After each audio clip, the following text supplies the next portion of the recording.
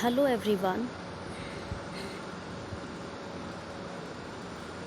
Here we will discuss why do we need a parliament? Why do we need a parliament?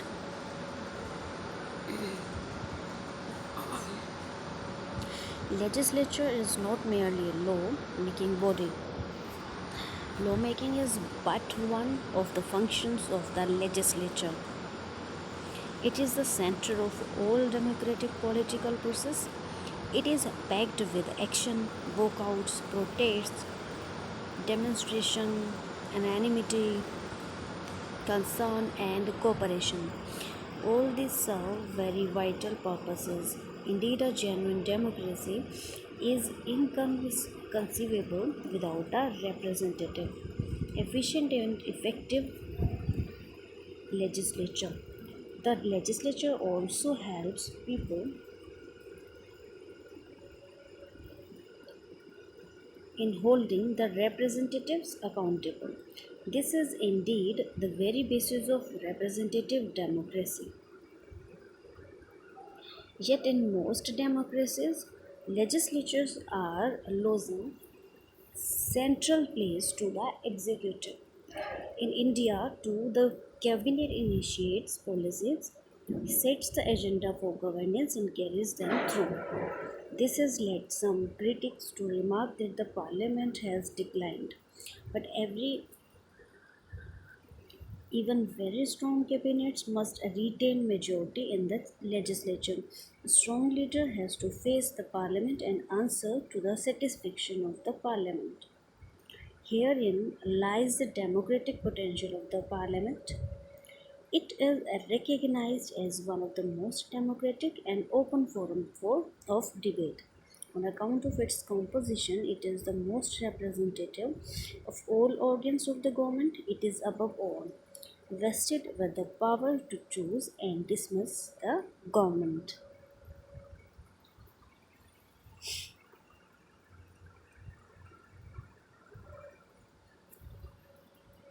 Now we'll take an activity. Consider these newspaper reports and then think what would happen if there were no legislatures. After reading each news report states how the legislature succeeded or failed in maintaining control over the executive.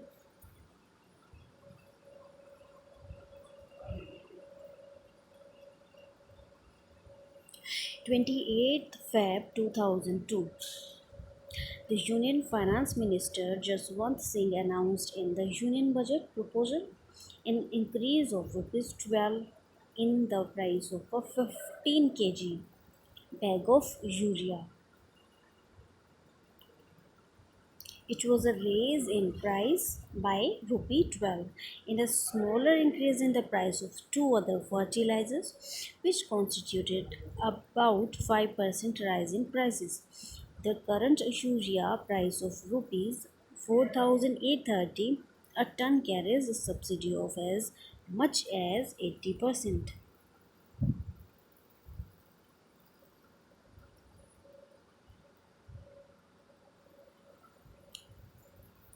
March 11, 2002, the finance minister had to roll back the increases in fertilizer prices.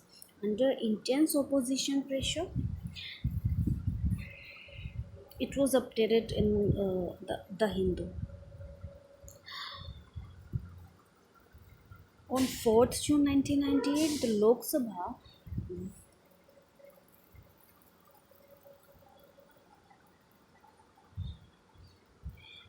witnessed acrimonious scenes over the hike in urea and petroleum process. The entire opposition staged a walkout. The issue rocked the House for 2 days, leading to walkout by opposition. The finance minister in his budget proposal had proposed a hike of 50 paisa per kilogram of urea to reduce subsidy on it. This forced the finance minister, Mr. Yashwant Singh Sinha, to roll back the hike in urea prices. It was updated in Hindustan Times. Now, 22nd Feb 1983, in a rare move, the Lok Sabha today unanimously decided to suspend official business and give precedence to debate on Assam. Home Minister P.C. Sethi made a statement: I seek the cooperation of all members, whatever their views and policies, in promoting harmony among different communities and groups living in Assam. What is needed now is not acrimony but a healing touch. This was updated in Hindustan Times.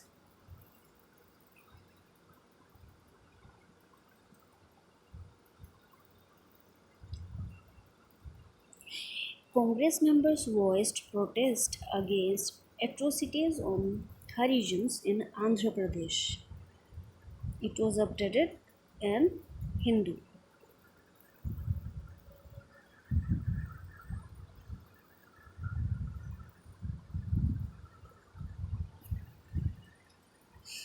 Why do we need two houses of parliament? The term parliament refers to the national legislature. The legislature of the state is described as state legislature. The parliament in India has two houses. When there are two houses of the legislature, it is called a bicameral legislature. Okay, two houses of legislature hai. That means it is bicameral.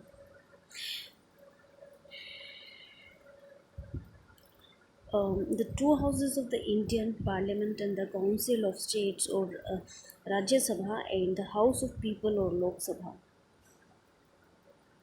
The Constitution has given the states the option of establishing either a unicameral or bicameral legislature. At present, only five states have a bicameral legislature.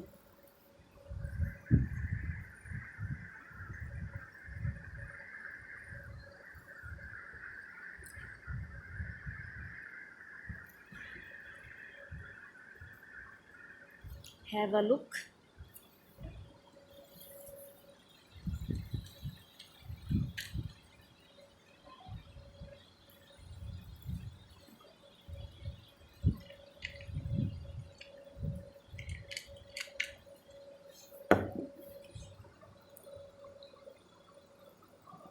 States with the second chamber of legislature.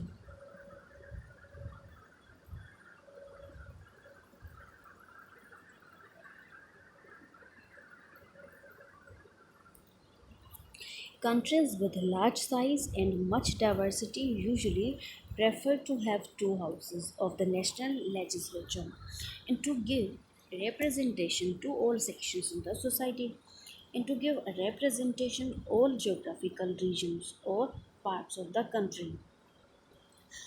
A bicameral legislature has one more advantage. It makes it possible to have every decision reconsidered. Every decision taken by one house goes to the other house for its decision. This means that every bill and policy would be discussed twice in each house. This ensures a double check on every matter. Even if one house takes a decision in haste, that decision will come for discussion in the other house and reconsideration will be possible. Here is a statement by Purnima Banerjee. An upper house could perform the useful function of being a revising body, and its views may count but not its votes. See, views may count but not its votes. Those who could not enter into the rough and tumble of active politics could advise the lower house.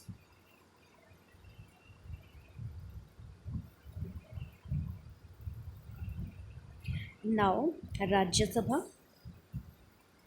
Each of the two houses of the parliament has different bases of representation. The Rajya Sabha represents the states of India. It is an indirectly elected body. Residents of state elect members to state legislative assembly. The elected member of state legislative assembly in turn elect the members of Rajya Sabha.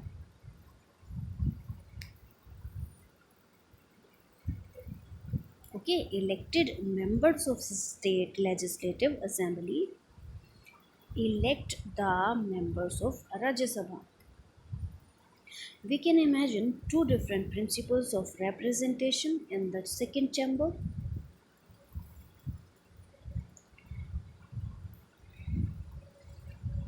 One way is to give equal representation to all the parts of country, irrespective of their size or population. We may call this as symmetrical representation. On the other hand, parts of the country may be given a representation according to their population. This second method means that regions or parts having larger population would have more representatives in the second chamber than regions having less population.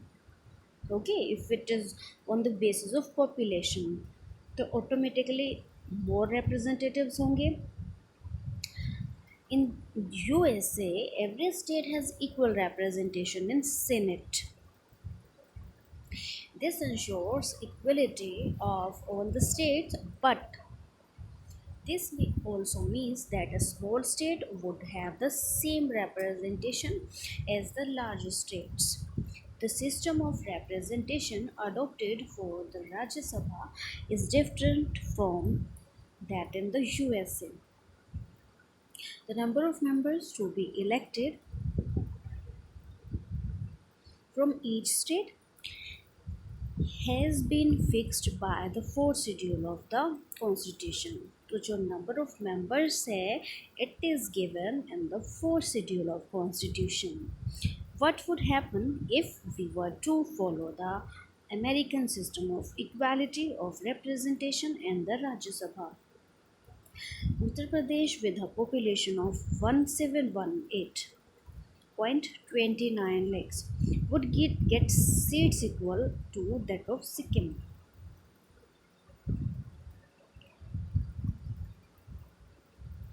Whose population is only 5.71 lakhs. Okay, कितना difference है population में. The framers of the constitution wanted to prevent such discrepancy.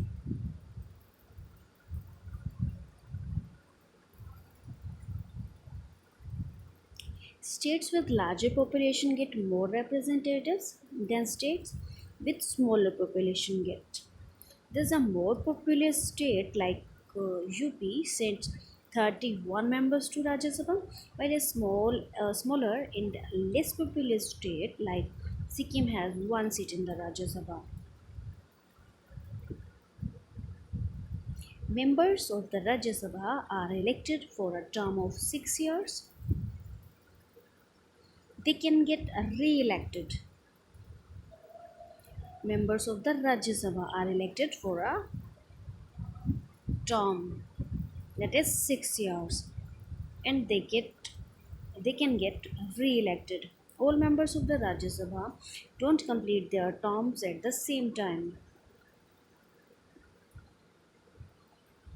Every 2 years, one third members of Rajya Sabha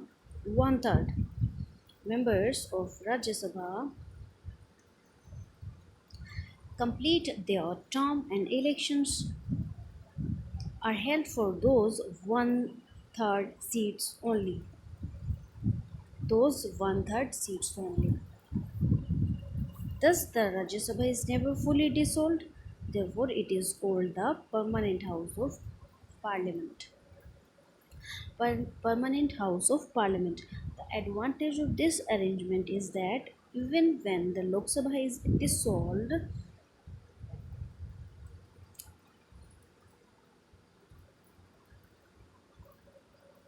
and elections are yet to take place. The meeting of the Rajya Sabha can be called and urgent business can be conducted. Okay, because of permanent nature. Apart from the elected members, Rajya Sabha also has 12 nominated members. The president nominates these members. इसके अलावा भी 12 nominated members होंगे जो president nominate करता है. These nominations are made from among those persons who have made their mark in the fields of literature, arts, social service, science, etc.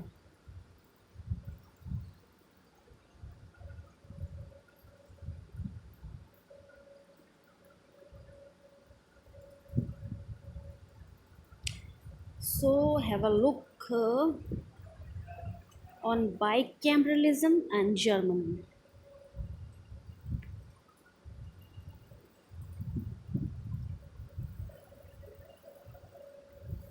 Germany has a bicameral legislature. The two houses are known as Federal Assembly.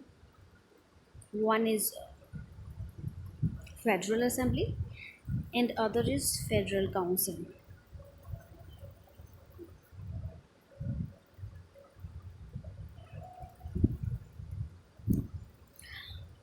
Federal Assembly and Federal Council. Assembly is elected by a complex system combining direct and proportional representation for a period of 4 years. 4 years. The 16 federal states of Germany are represented in the Federal Council. The 69 seats of Bundesrat are divided among states on the basis of range of populations. These members are generally the minister in the government at the state level and are appointed, not elected by the government of the federal states. According to the German law, all the members from one state have to vote as a bloc as per the instructions of the state governments. Sometimes, due to coalition government at the state level, they fail to reach an agreement and may have to abstain. Bundesrat um, does not vote on all legislative initiatives but all the policy areas on which the federal states have concurrent powers and are responsible for federal regulations must be passed by it. It can also veto such legislation.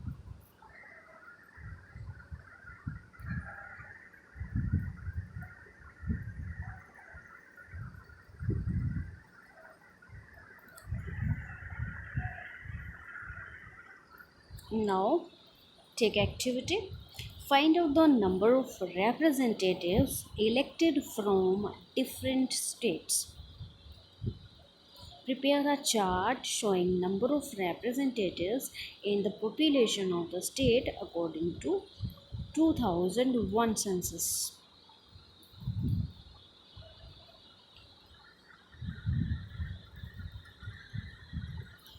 Thank you.